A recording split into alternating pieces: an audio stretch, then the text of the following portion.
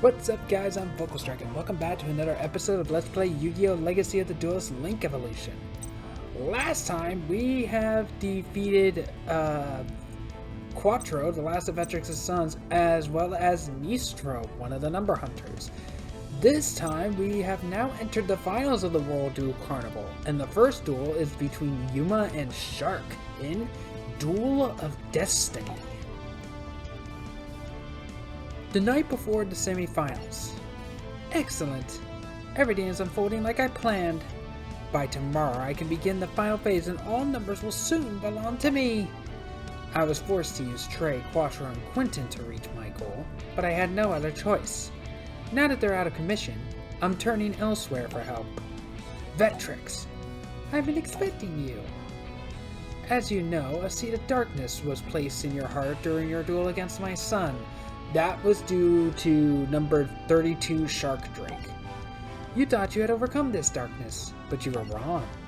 The seed will grow until it seizes control of you. Then you'll use this darkness to destroy my next opponent, Yuma.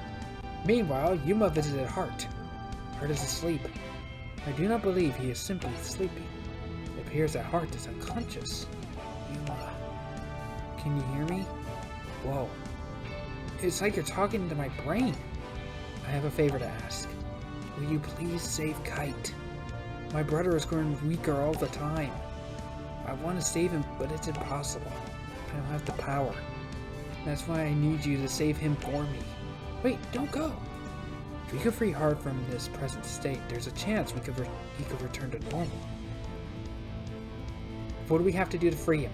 I'm not sure, but remember that Kite has claimed that he collects numbers to save his younger brother, so...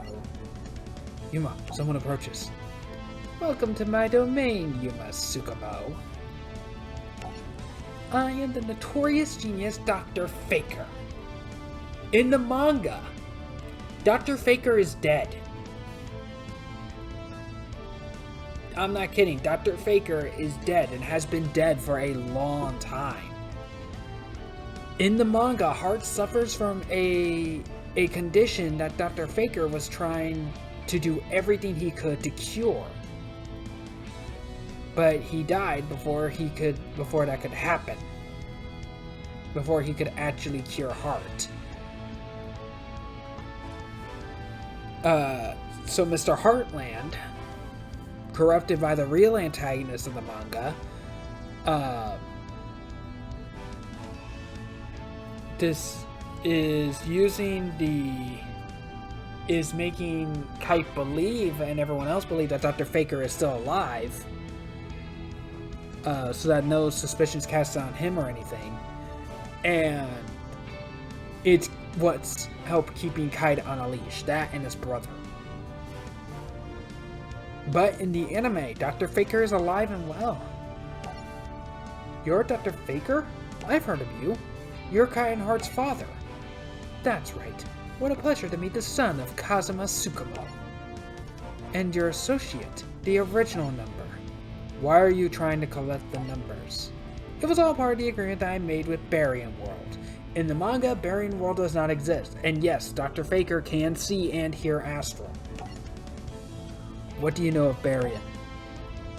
I know that it is a distant world that is quite hostile to your own Astral World.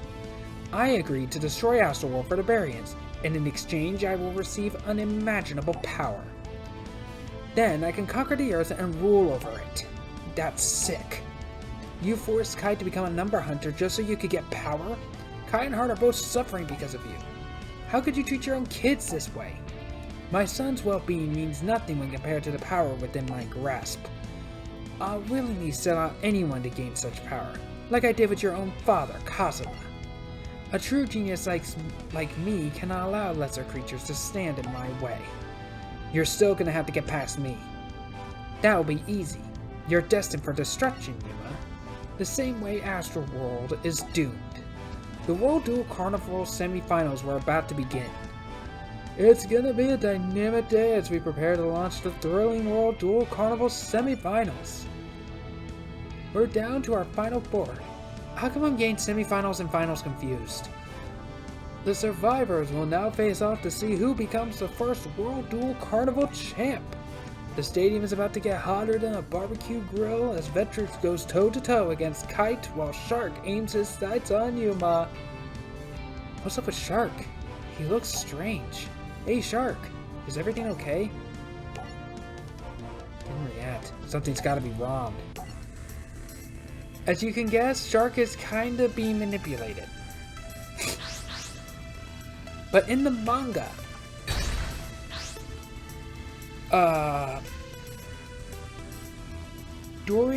if memory serves, while he was going through experiments to try to cure his son's illness, Heart's illness, he accidentally turned 3 objects, gave him souls, and actually turned them into people. And these 3 characters were given to Mr. Heartland in order to hunt numbers. They were disguised as Heartland theme parks, which Mr. Heartland does own, mascots and employees. So they all control different, rides and attractions that the kids can enjoy, all while they were searching for numbers. And the 3 characters were Captain Corn, Thunderspark, and Cologne. And each one was a different object, given a soul and turned into people. Captain Corn was a corn kernel that was inside a compass of a popular pirate, of a famous pirate back in the day. I'm not kidding. Thunderspark was an electron given a soul, and Cologne was a forgotten, ignored, and thrown away doll that Cat used to own, but again completely discarded. Each one of them had a number. But yeah, their origins are a little bit weird even by Yu-Gi-Oh! Standards. Captain Corn's number was number 50, Black Ship of Corn, which is a dark attribute, rank 4, plant type Xyz effect monster with 2100 attack points and 1500 defense points. Requires 2 level 4 monsters to Xyz summon. Once per turn, you can detach 1 overlay unit from this card, then target 1 face-up monster your opponent controls with attack points less than or equal to this card's. Send it to the graveyard, and if you do, inflict 1000 damage to your opponent. This card cannot attack the turn you activate this effect.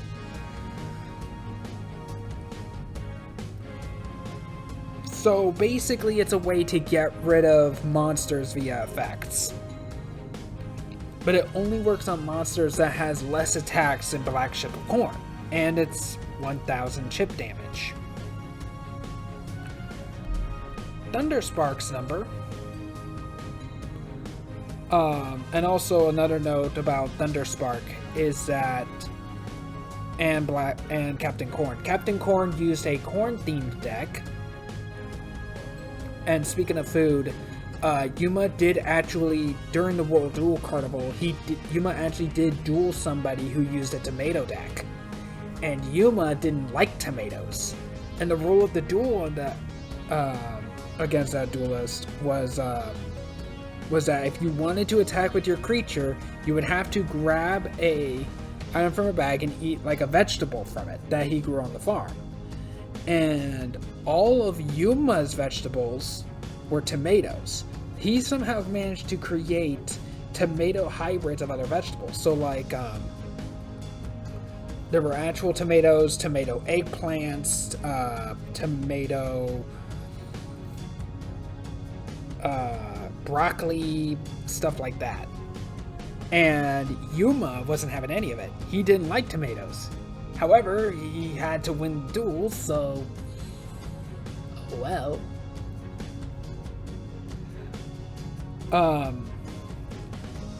Thunderspark used a thunder-themed deck, and it was all about speed. His gimmick was that he basically brought Yuma into what was called a speed duel. And no, it's not the type of speed duels we know now. What their speed duel was is that it played like a normal duel, and it's also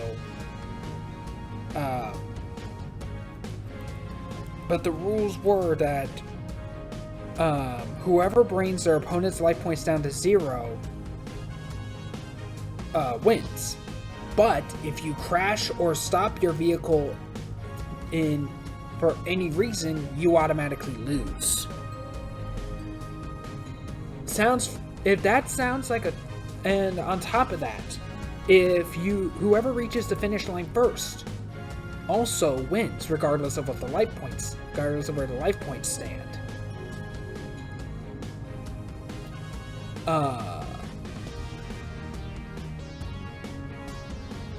And you were driving at high speeds. If that all sounds like a turbo duel, that's because it kind of is. It was a very watered down, simplistic version of a turbo duel. There was no sense mechanic, there was no speed spells, no speed counters, no autopilot, no speed world field spell.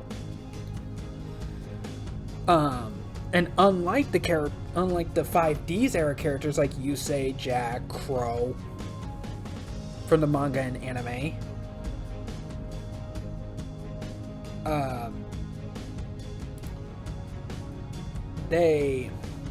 Yuma was not used to driving at high speeds and dueling at the same time, so he didn't have that level of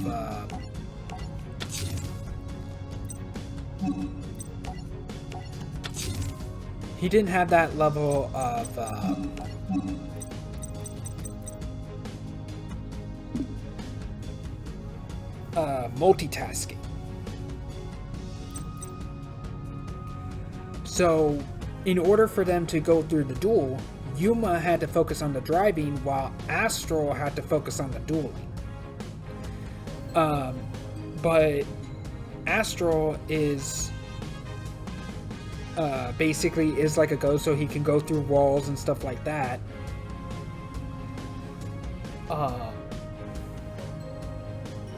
So he couldn't exactly touch the car. So all Yuma had to do was focus on driving and not crashing, as well as play the cards that Astral says to play. They had to work together. And Thunderspark's number is number 91 Thunderspark Dragon, which is a light attribute rank 4 Dragon type Xyz effect monster with 2400 attack points and 2000 defense points. Requires 3 level 4 monsters to exceed something. Once per turn, you can activate one of these effects. Detach 3 overlay units from this card. Destroy all other face-up monsters on the field. Detach 5 overlay units from this card. Destroy all cards your opponent controls.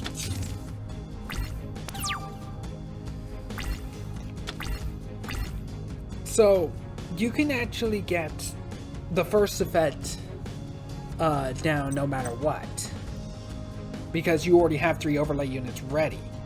It's that second effect that's the problem, and Thunderspark Dragon cannot automatically bring in overlay units via effects. It can only do that through other card effects. So you may want to if you're going to use Thunderspark Dragon, you may want to build around that. Cologne's number is number 22 Zombie Stein, which is a dark attribute rank 8 zombie type Xyz effect monster with 4500 attack points and 1000 defense points. Cologne used a doll themed deck. Requires 2 level 8 dark attribute monsters to Xyz summon. Must be Xyz summoned and cannot be special summoned by other ways. Once per turn during either player's turn, you can detach 1 Xyz material from this card and send 1 card from your hand to the graveyard. Then target 1 face-up card your opponent controls. Change this card to defense position, and if you do, that face-up card has its effects negated until the end of this turn.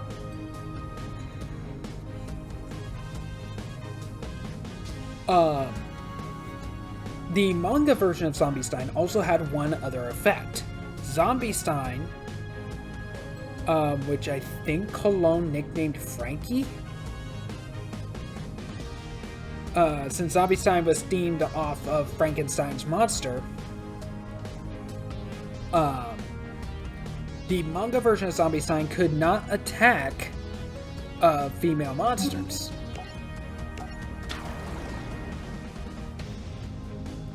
Which is not the case in the official card. So, during the duel, Cologne actually forgot about that little bit and tried to attack Yuma's Gaga girl with it, only for Zombie Stein to, pull out a bouquet of flowers instead and try to, ask Gaga girl out on a date, or trying to ask her out and, trying to kind of romance her, only for Gaga girl to say no. And she didn't let her down she did not let him down gently. She literally scoffed, turned up her nose, and you could swear that Zombie Stein's heart just shatters. It broke. Then when Yuma brought out Gaga Magician,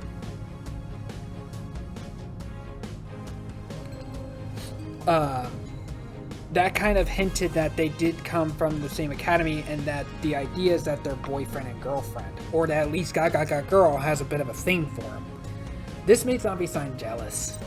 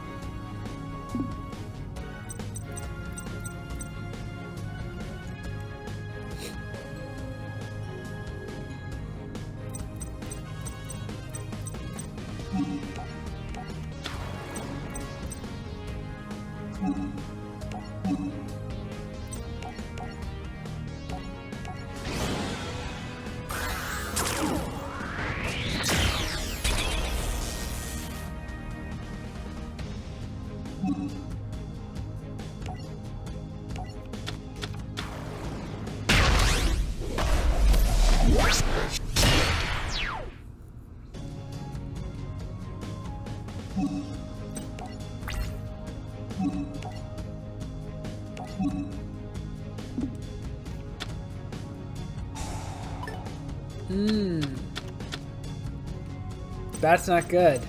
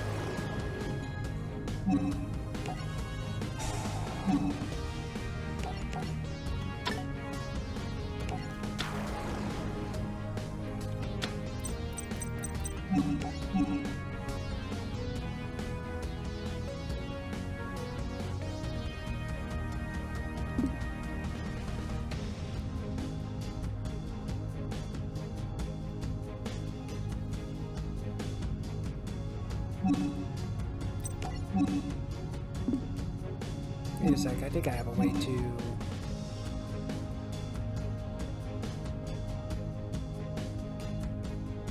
Yeah.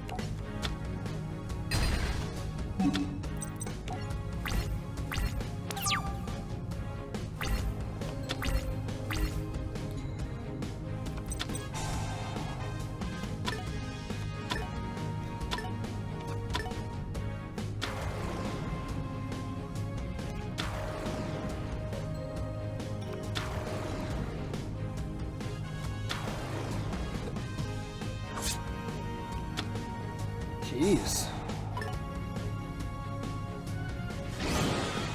Oh, is that Shark Drake? I think that's Shark Drake.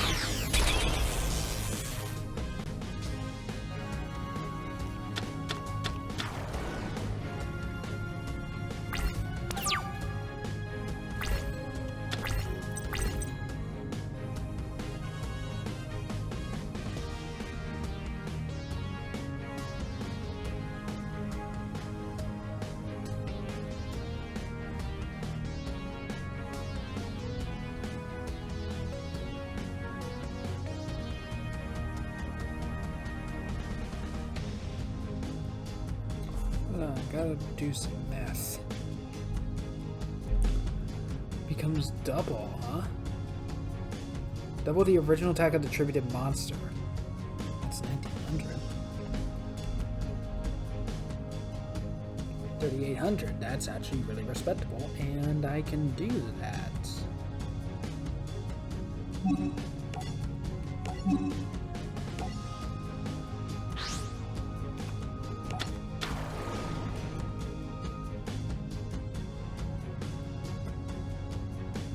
The development of this card is halved, though.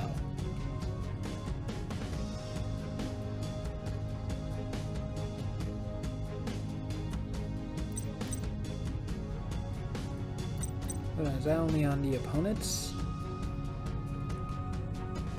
Yeah.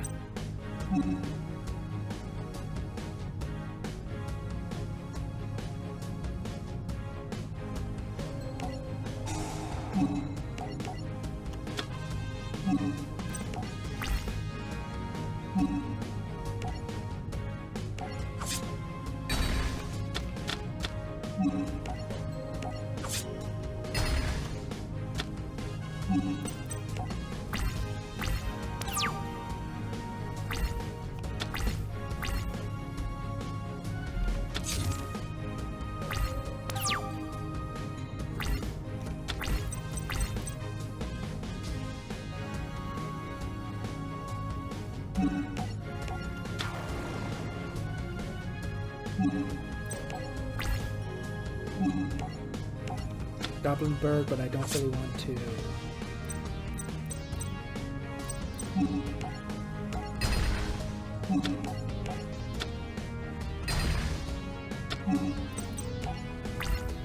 Okay, he survives the turn.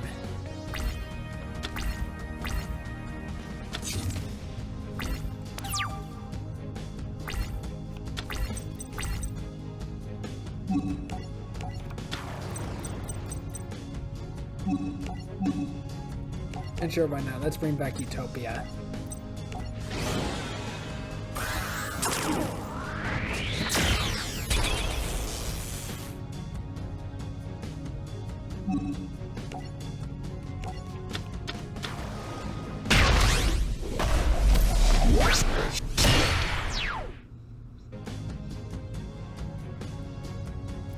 And sure, why not? Let's go one step further and bring out Utopia Ray.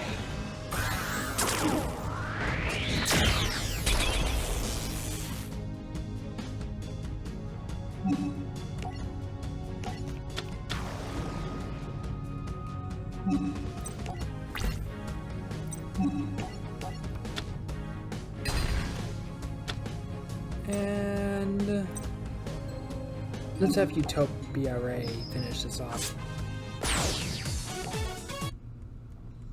Shark, are you okay? Fine. You saved me. My soul could have been lost forever, but you never gave up on our friendship. Vectrix tried to use me to hurt you and Astral, but in the end I never gave up on our friendship either.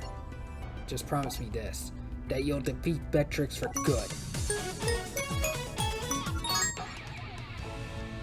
Sphere of Fear. The final battle of the semifinals was Vectrix vs. Kite. Vectrix was too much for Kite, and he lost the battle. You are beaten. This duel is mine, as are your soul and number cards. The World Duel Carnival finals were about to begin. Duel fans, it all comes down to this, the battle you've been waiting for. The ultimate throwdown, the first ever World Duel Carnival. A sizzling series of blockbuster battles have eliminated all challengers, and now only 2 dazzling duelists remain. Now these dueling dynamos will go head to head to determine who will become the very first World Duel Carnival champion. I'm not surprised you made it this far, Yuma. Yeah, why's that? Because of the example set for you by your dear deluded father. When I was lost between dimensions, I sometimes gave up hope, but I would think of Kazuma, his belief in friendship and never giving up. But Faker betrayed me, so I knew your father was wrong. Friendship isn't precious. No, not by a long shot. But your father was right about never giving up. And now, revenge is my only reason for living. I promise you I'll never give up until I get it. You're wrong about revenge and you're wrong about friendship. Your son Trey is my friend, and I promise to battle to save his family. So I'm not just here to save them, but Vectrix, I'm here to save you. You're going to save me. From what? From revenge. It's like a poison that will only wind up destroying you. Can you really judge me so harshly, Yuma? Don't you think your father wants you to get revenge on Dr. Faker too? No, I don't. I'm ready to duel.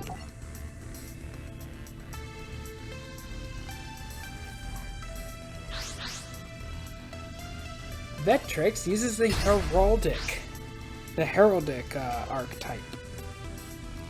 And because he won his duel against Kite, in this duel, Vectrix has 3 number cards. The number he got from Kite was number 10 Illuminite, which is a light attribute rank 4 warrior type Xyz effect monster with 2400 attack points and 2400 defense points. Requires 3 level 4 monsters to Xyz summon. Once per turn, you can detach 1 overlay unit from this card, send 1 card from your hand to the graveyard, and if you do, draw a card. Basically in the business we call that a -1, where you are basically trading in 2 cards just to draw 1 card, just to get 1 extra card. That's not really a +1, it's more -1. You're getting a net loss, but it could also be argued it's not really a -1 either, because you're giving up an overlay unit, which doesn't really have any use anyway. And it does let you discard a card from your hand to the graveyard. So if you have a card that you would rather have in the graveyard or just don't want right now, there you go. So Illuminite, even though it's not really +1 in card advantage, still can be kinda useful. But his 2 other number cards is number 69 Heraldry Crest. 69. It is a light attribute, rank 4 psychic type Xyz effect monster with 2600 attack points and 1400 defense points. Requires 3 level 4 monsters to Xyz summon. When this card is special summoned, negate the effects of all other face-up Xyz monsters currently on the field. You can target 1 other face-up Xyz monster on the field. Until the end phase, this card's name and original effect become the same as that monster. You can only use this effect of number 69 Heraldry Crest once per turn. So instead of using overlay units to activate its effects, it instead will only use its overlay units to activate effects if it's copying the effects of another Xyz monster.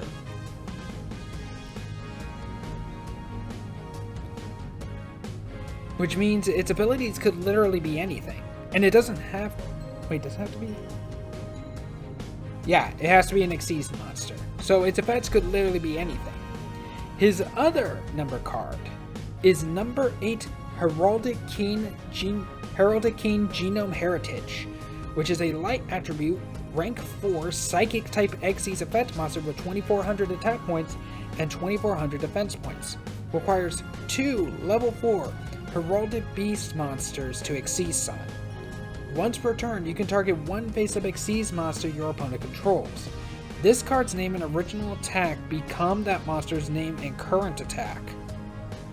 And this card's effect becomes that monster's original effect. Then that monster's attack becomes 0 and its effects are negated. These changes last until the end phase.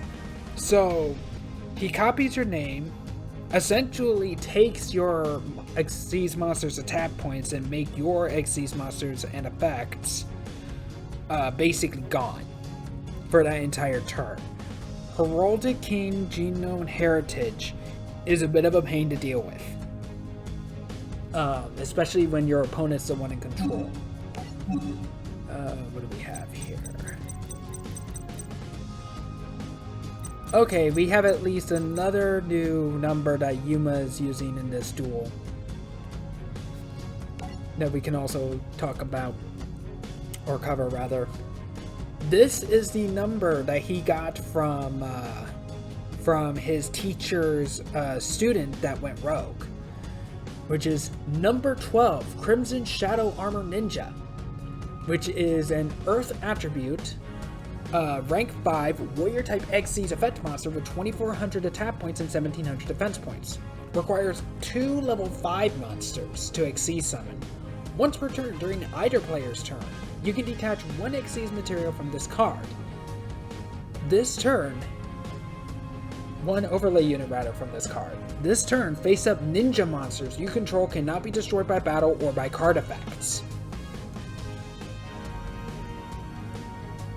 This would be great if there was a proper ninja archetype, but there really isn't.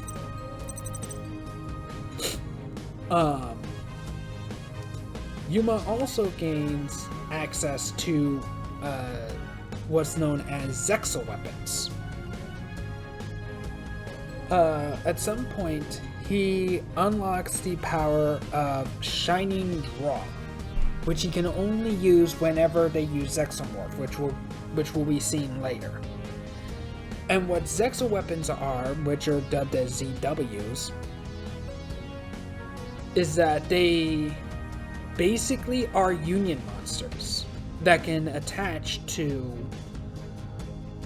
basically like Utopia or to other generally Xyz monsters, but generally Zexal weapons usually equip to a Utopia monster.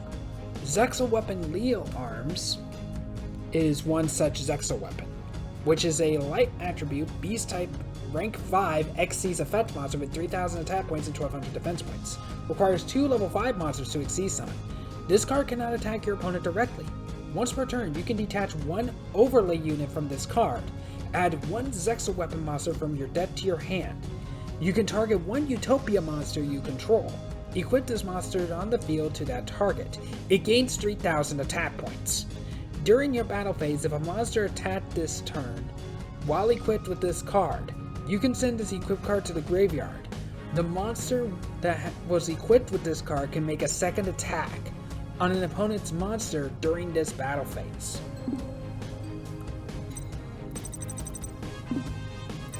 So this deck has basically Zexal weapons mixed in. And Leo Arms is not the only Zexal weapon. The other Zexal weapons are effect monsters.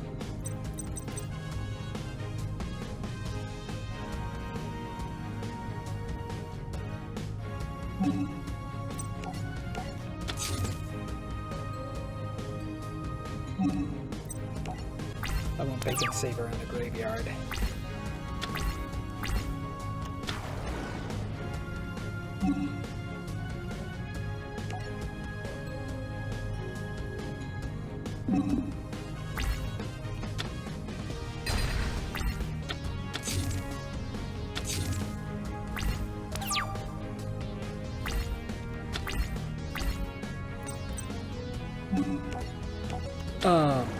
But what the shining draw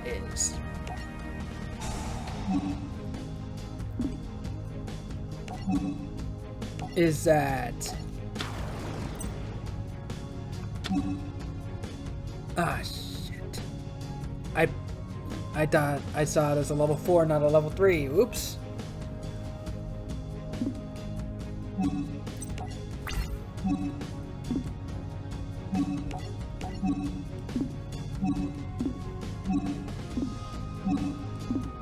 Stop.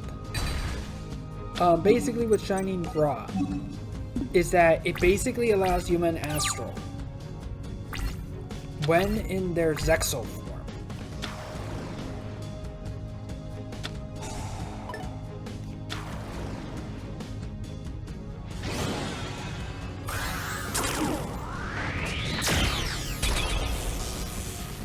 oh, there's genome heritage.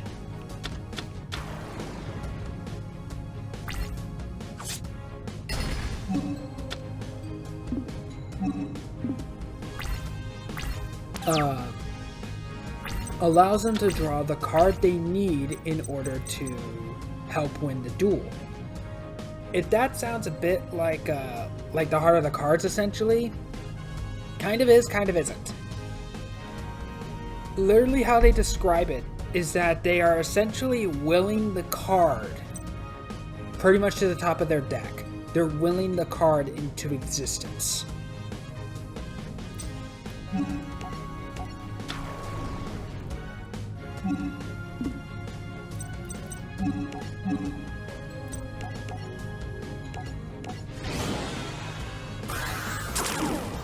So it's a bit more like a bit more of an OP version of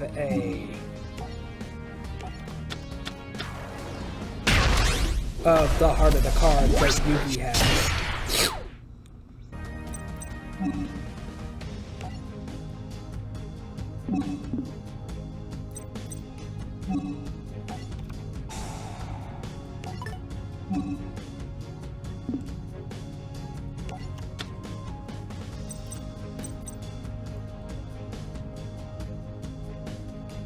It gains 1200 attack points while this card is face up. Zexal weapon cards you control cannot be destroyed by your opponent's card effects. If a monster equipped to this card will be destroyed by a card effect, destroy this card instead. You can only control one face up Zexal weapon Lightning Blade. I'm gonna wait on Utopia Ray until I actually need it.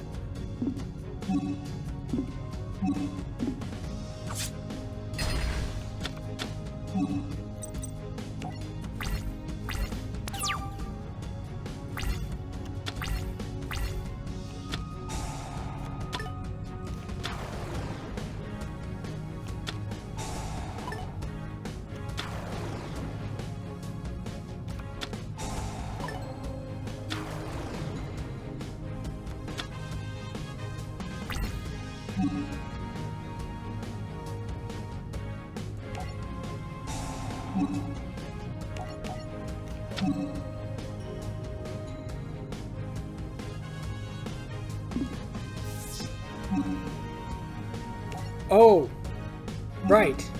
Effects are negated.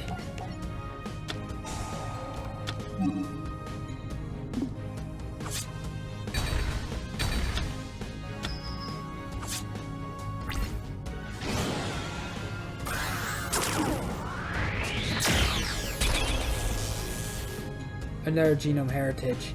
If I can get rid of both of those, then all of his genome heritages would be gone.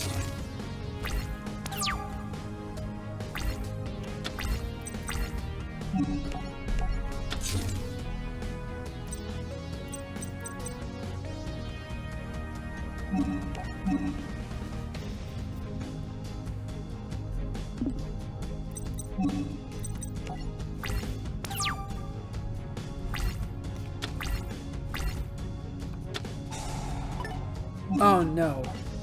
I better activate this now then.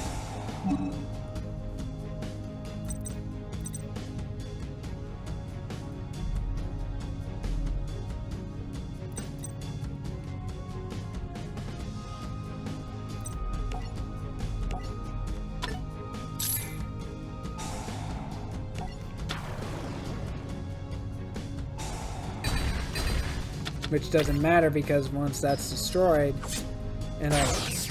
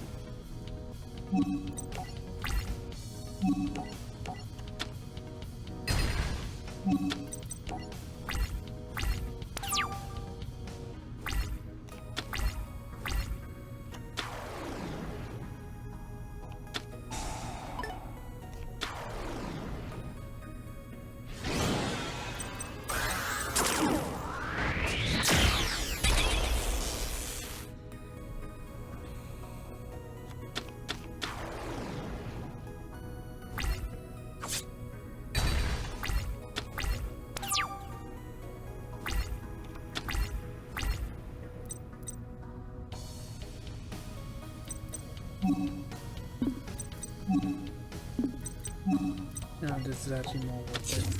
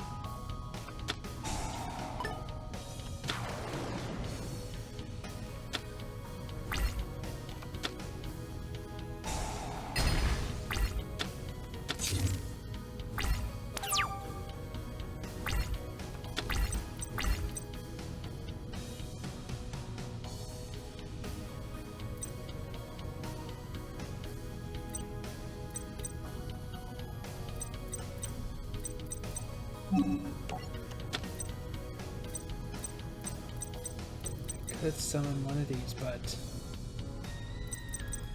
that's not gonna help me. I need 2 level 5s on the field.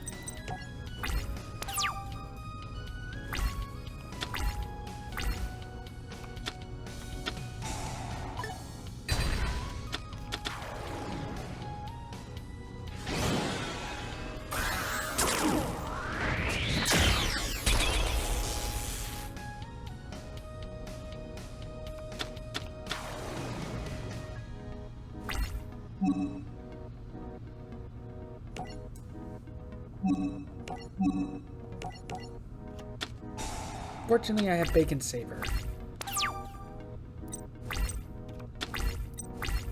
I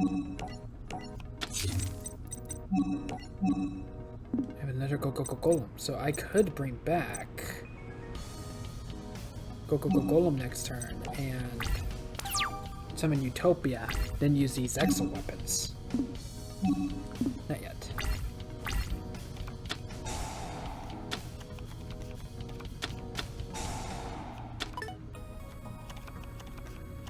Oh wait, no, because he's gonna destroy Golem.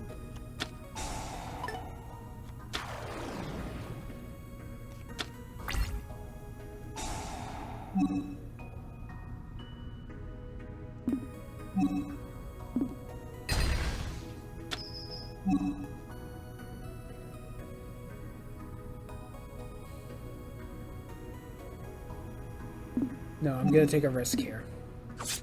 I'm hoping for a level 4.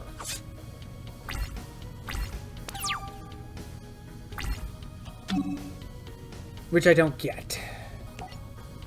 Okay.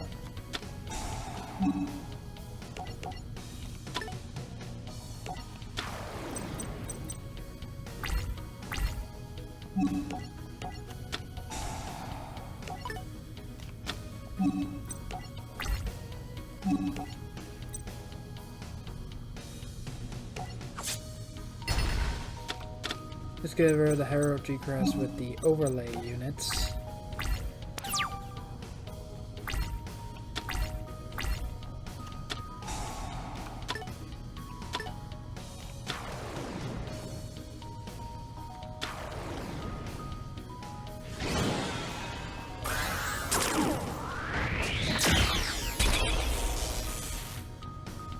Another genome.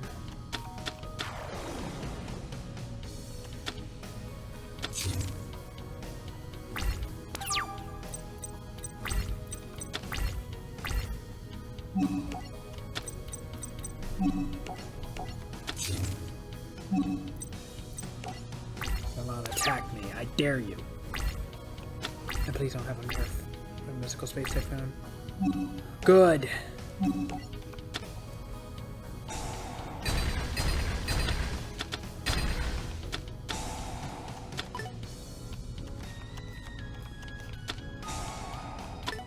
Oh, come on. But at least this...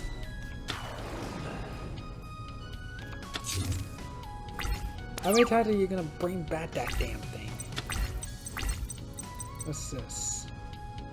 Mirror Leads. During your main phase, you can banish this card from your graveyard. You can normal summon one for this turn for one less tribute. You can only use the effect at least once per turn.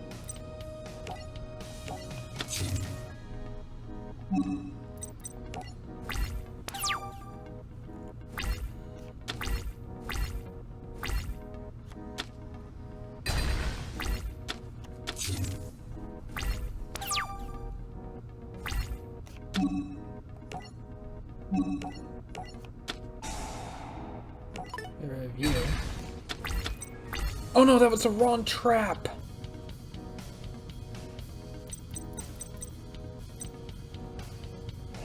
That was the wrong trap.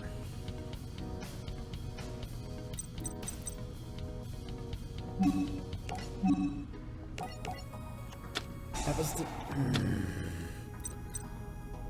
I'm kicking myself on that one.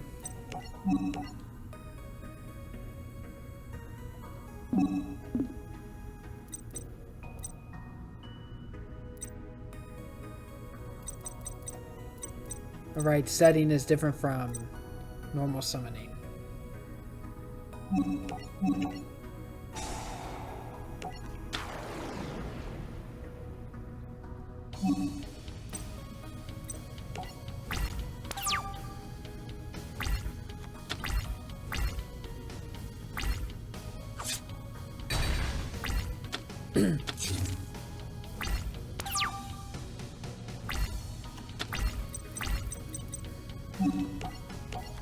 Goblinberg.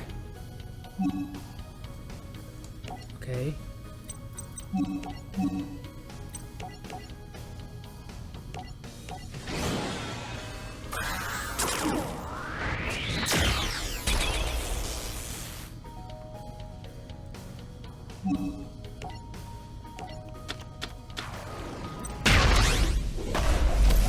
Residential tribute, hopefully.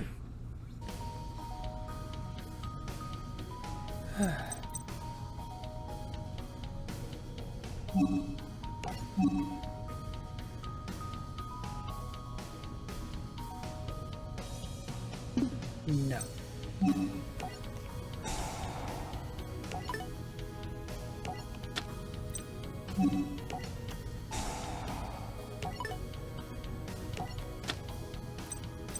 $5,000 attack points. Good luck on this one, Vetrix.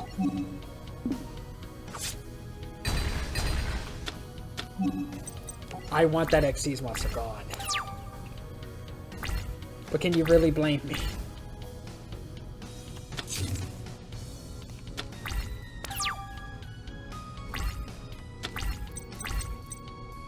Gaga Magician.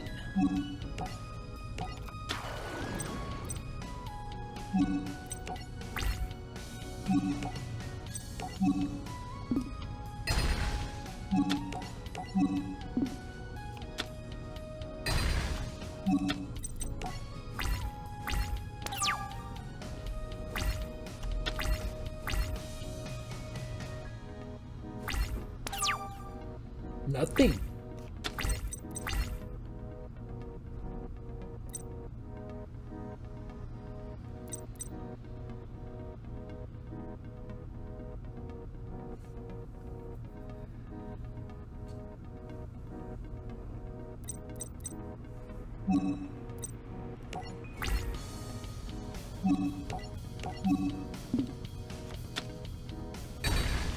I win.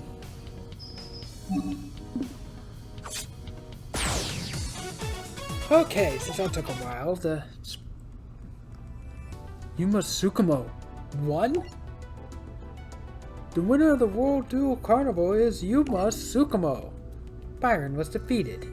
That's not the outcome I anticipated.